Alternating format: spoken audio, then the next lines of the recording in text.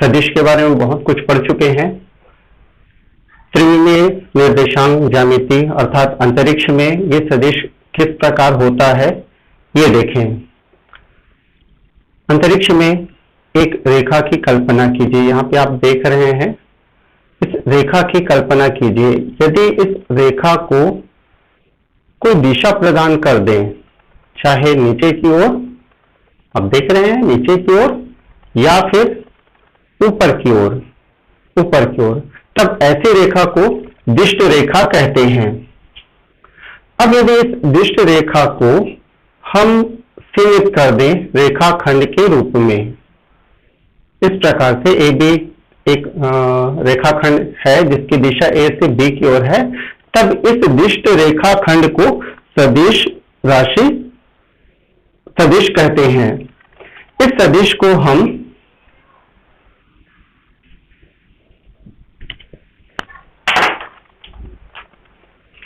Vector A B से प्रदर्शित करते हैं।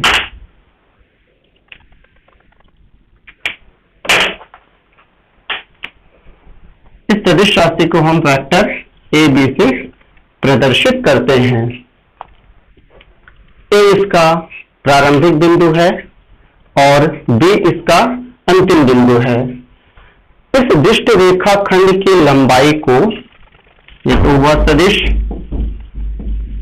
इस रेखाखंड की लंबाई को उस सदिश का परिमाण कहते हैं और इसे हम वेक्टर ए बी का परिमाण इस रूप में प्रदर्शित करते हैं। सदिश को हम इस प्रकार प्रदर्शित किए हुए हैं, इसको हम कुछ इस प्रकार भी प्रदर्शित कर सकते हैं। अंग्रेजी के छोटे अक्षर एस के ऊपर वेक्टर का साइन लगा दें, तो यदि हम इस सदिश के परिमाण को प्रदर्शित करें तो ये होगा कुछ इस प्रकार से।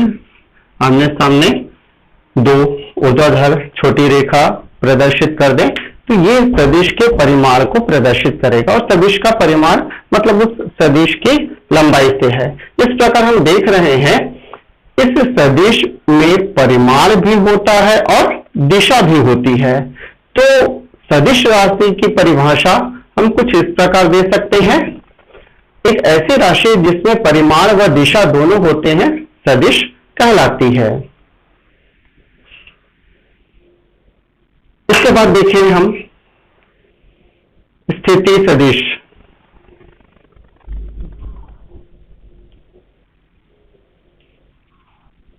स्थिति सदिश हम अंतरिक्ष में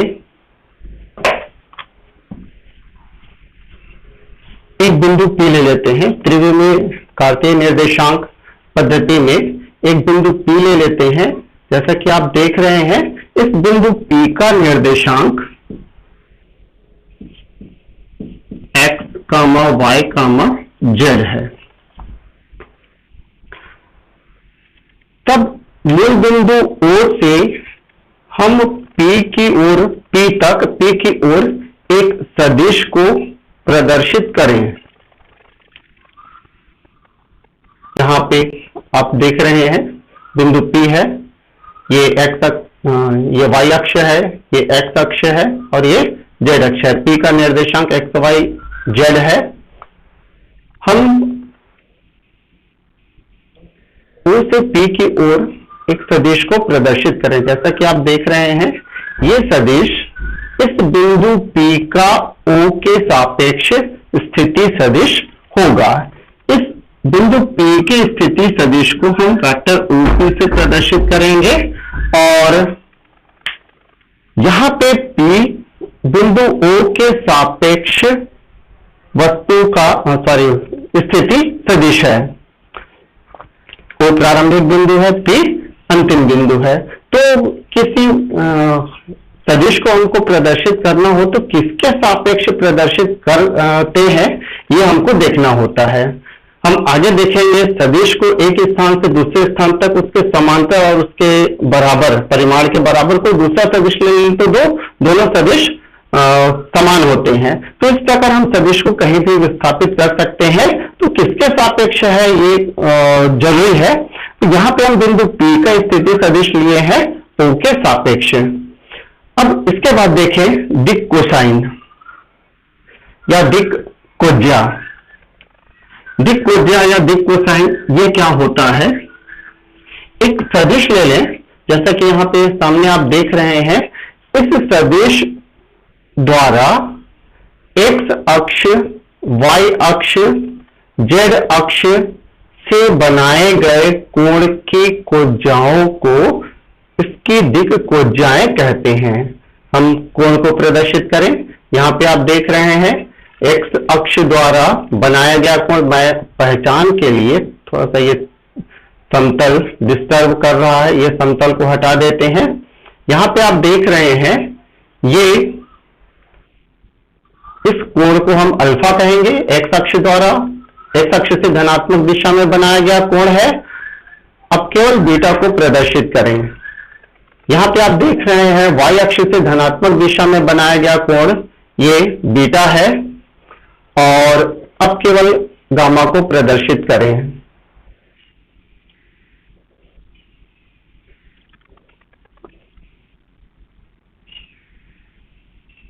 अब यहां पे आप देख रहे हैं ये जेड अक्ष से इस वेक्टर ओपी द्वारा बनाया गया कोण है। ये कोण गामा कोण है। हम तीनों को एक साथ प्रदर्शित करें।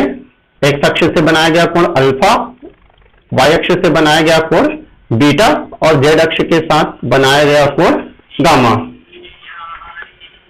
तो इस कोणों की कोज्याओं को अल्फा, बीटा, गामा, इन कोणों की कोज्याओं को अर्थात कास अल्फा, कास बीटा, कास गामा, इस रेखा की दिक् कोज्याएं कहते हैं।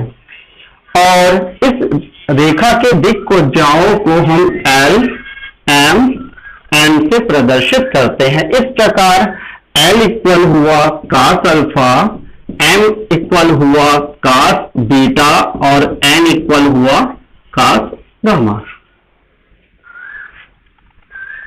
अब देखें ये एल जो कास अल्फा के इक्वल है ये किसके बराबर होगा? एम जो कास बीटा के इक्वल है यह किसके बराबर होगा? और ऐसे ही एन इक्वल कास गामा ये किसके बराबर होगा? हम 11वीं में त्रिविमीय निर्देशांक ज्यामिति में बिंदु के निर्देशांक के बारे में पढ़े हैं कि बिंदु को हम कैसे पहुंच सकते हैं बिंदु तक। हम पहले उसी को प्रदर्शित करें। ये आप देख रहे हैं एक एक्स अक्ष पर एक्स दूरी चले, फिर जहां पर पहुंचे हैं इसको हम नामांकित कर दें बिंदु से। ये बिंदु ए तक पहुंचे। अब बिंदु ए से हम वाई अक्ष के समांतर ये वाई निर्देशांक चलेंगे। ये देखिए वाई निर्देशांक चल लिए। उसके बाद जहां पहुंचे हैं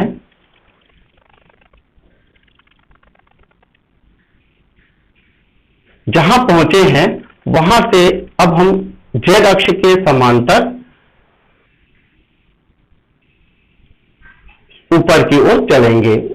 ये देखिए पहुंच गए हम बिंदु P पर। ये जेड निर्देशांक के बराबर होगा, ये एक्स निर्देशांक के बराबर, ये वाई निर्देशांक के बराबर और ये जेड निर्देशांक के बराबर। अब बिंदु P से हम एक्स अक्ष पर लंब डालें। बिंदु P से एक्स अक्ष पर लंब डालें। ये देखिए PA लंब डाले हुए हैं। यहां पे ये PA, यहां पे इस PA का मान PA बिंदु A O से एक्स दूरी पर है। तो इस त्रिभुज को लें, त्रिभुज OAP, त्रिभुज OAP आप देख रहे हैं, कल्पना कर सकते हैं यह एक समकोण त्रिभुज होगा। हम यहाँ पे बीटा और गामा इन दोनों कोणों को हटा दें। ये कोण अल्फा है तो हमको कास अल्फा इक्वल क्या होगा ये निकालना है। एल इक्वल कास अल्फा और कास लंब बटे आधार बटे कर्ण होता है। यहाँ पे ये आधार x के बराबर है, x अपान इसका कर्ण मान लीजिए वेक्टर OP वेक्टर R के बराबर है, वेक्टर OP वेक्टर R के बराबर है। ये वेक्टर R के बराबर है, तब वेक्टर R के परिमाण को हम केवल R से प्रदर्शित कर सकते हैं। तब ये हो जाएगा L equal x upon r, L equal x upon r. इसके बाद हम N इक्वल क्या होगा ये देखें। इसके लिए हम बिंदु P से y अक्ष पर लंब डालेंगे। पहले इस लंब को हटा दें, बिंदु P से हम y अक्ष पर लंब डाले हैं। ये देखिए, ये कोण भी हटा दें अल्फा को और केवल बीटा को देखें। ये कोण बीटा है। ये बिंदु को हम प्रदर्शित करें जहां पे लंब डाले हैं।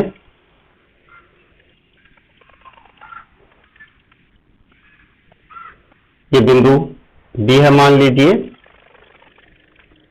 तब यहां पे त्रिभुज PBO को देखें। त्रिभुज PBO में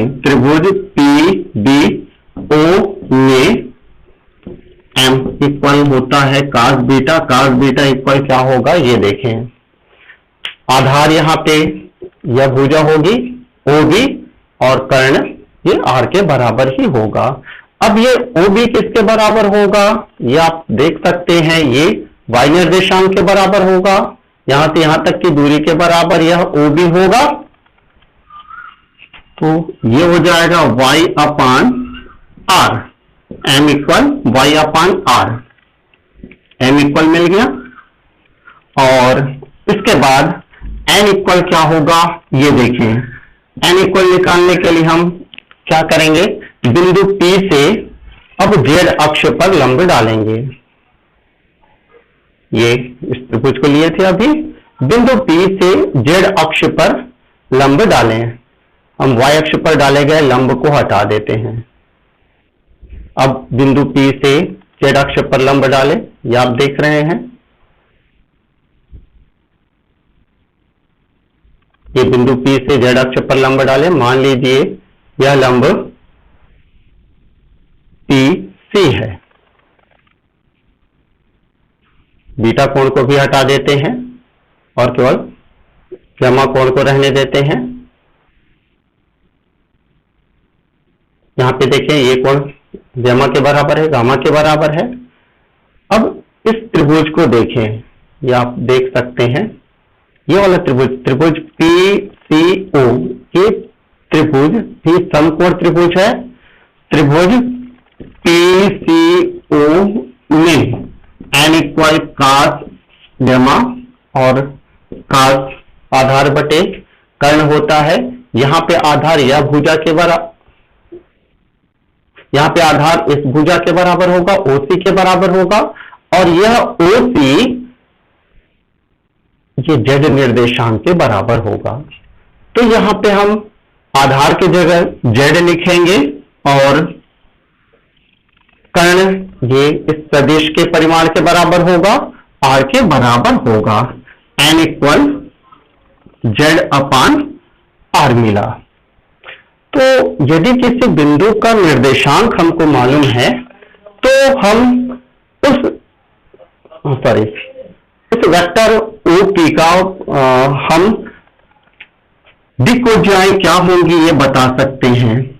अब इसको हम थोड़ा और आगे ले लेते हैं। x अपान R, मूल बिंदु से बिंदु P की दूरी, ये भी हम 11th में पढ़ चुके हैं। ये होता है root of x square plus y square plus z square. और यहाँ पे ये क्या हो जाएगा, y upon root of x square plus y square plus z square. और ये z upon root of x square plus y square plus z square. तो यदि किसी बिंदु P का निर्देशांक x y z है, बिंदु P का निर्देशांक x, y, z है, तब वेक्टर OP की दिक को जाएं, हम इस प्रकार बता सकते हैं x upon root of x square plus y square plus z square, y upon root of x square plus y square plus z square और z upon root of x square plus y square plus z square. यदि हम तीनों को वर्ग करके जोड़ें, तीनों को वर्ग करके जोड़ें, तब देखें क्या आएगा। L square plus m square plus n square equal, ये है एल स्क्वायर हो जाएगा x square upon x square plus y square plus z square को नीचे ले लेते हैं, x square upon x square plus y square plus z square plus m square, m ये है, y square upon x square plus y square plus z square और plus लिख लिए एन स्क्वायर, एन स्क्वायर मतलब ये हो जाएगा z square upon x square plus y square plus z square, z square upon x square plus y square plus z square. तीनों को जोड़े तो हम पाएंगे x square plus y square plus z square और ये हो जाएगा x square plus y square plus z square, दोनों कट गए, ये हमको एक मिला। इस प्रकार हम देखते हैं l square plus m square plus n square हमेशा एक के बराबर होता है, अर्थात किसी सदिश की दिक को जाओं के वर्गों का योगफल हमेशा एक मिलता है। हम इस तथ्य का उपयोग, कोई तीन संख्याएं दी गई है, वो संख्या किसी सदिश या रेखा, रेखा में भी हम यही पढ़ेंगे, रेखा की दिक को जाए है या नहीं, इसको निश्चित करने के लिए इस तथ्य का उपयोग करते हैं। यदि दी गई तीनों संख्याओं के वर्गों का योगफल एक के बराबर है तो तीनों संख्या निश्चित रूप से दिक को जाए होंगी, और यदि इन तीनों वर्गों का योगफल, तीनों संख्याओं के वर्गों का योगफल एक के बराबर नहीं है तो दिक को जाए नहीं हो सकती। अब यहां पे हम थोड़ा दिक अनुपात के बारे में भी जान लें। यहां हम देखें l equal x upon r, m equal y upon r और n equal z upon r. यदि हम इसको थोड़ा सा और सरल करें तो हम पाएंगे एक्स इक्वल एल आर और यहां पाएंगे हम y इक्वल एम आर और यहां पाएंगे z equal n r, x equal l r, y equal m r, z equal n r. यहां वो इनको देखें l r, m r, n r, ये तीनों एल एम एन के अनुपात में है। ऐसी संख्याओं को दिक अनुपात कहते हैं। इनको हम क्या कहेंगे? दिक अनुपात कहेंगे, l r, m r, n r.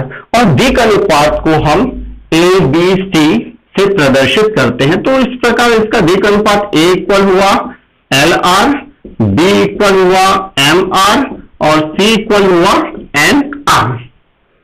यहां दिक अनुपात के बारे में और एक चीज बता दें, ए इक्वल एल आर लिखेंगे, कोई आवश्यक नहीं है कि एल आर ही ए के इक्वल हो। हम यहां पे आर का एल एम एन में गुणा किए हैं तो हमको एक एल एम एन के अनुपातिक संख्या मिल गई। आर के बजाय के का गुणा कर दें तो ये हो जाएगा के एल और ये हो जाएगा के एम और ये हो जाएगा के एन। तो ये भी दिक अनुपात ही कहलाएंगे। तो दिक अनुपात अद्वितीय नहीं होते, हम ढेर सारे दिक अनुपात किसी सदिश का बता सकते हैं। अब यदि हम a square plus b square plus c square equal क्या होगा ये देखें। A square plus b square plus c square यदि ये निकालें तो हमको क्या मिलेगा ये देखें।